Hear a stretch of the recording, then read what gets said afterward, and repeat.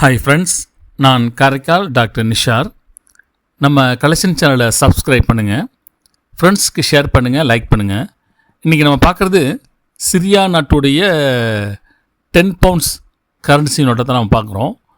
இது வந்து 1988ஆம் ஆண்டு இந்த கரன்சி நோட்டை வந்து ஸ்டாண்டர்ட் சர்க்குலேஷன் நோட்டாக சென்ட்ரல் பேங்க் ஆஃப் சிரியா அரசாங்கம் வெளியிட்டிருக்காங்க. இதோடைய சைஸ் 142x70 mm ரெக்டாங்குலர் சைஸில் ஒரு கரன்சி நோட்டு. இது இந்த கரன்சி நோட்டை முன்பக்கம் பார்த்தீங்கன்னாக்கா ஊதா மற்றும் கரு நீல நிறங்களில் வந்து பிரிண்ட் பண்ணியிருக்காங்க. இதோடைய மையப்பகுதியில் வந்து டமாஸ்கஸில் உள்ள அல் ஹசீம் அரண்மனை வந்து அமைந்திருக்கு.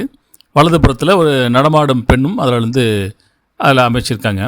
இந்த அல் ஹசீம் அரண்மனையை பற்றி சொல்லணுன்னாக்கா சிரியாவில் உள்ள டமாஸ்கஸில் 1749 கட்டப்பட்ட ஒரு அரண்மனையாக இருக்கிறது. டமாஸ்கஸின் பண்டைய நகரத்தில் உள்ள அல் புசுரியா சூக்கிற்கு வடக்கே அமைந்துள்ள இந்த அரண்மனை டமாஸ்கஸுடைய ஆளுநராக ஹஸ்ஹத் பாத்ஷா அல் ஹஸ்மீன் அவருடைய தனிப்பட்ட இல்லமாக 1749 இது கட்டப்பட்டதாக இருக்குது.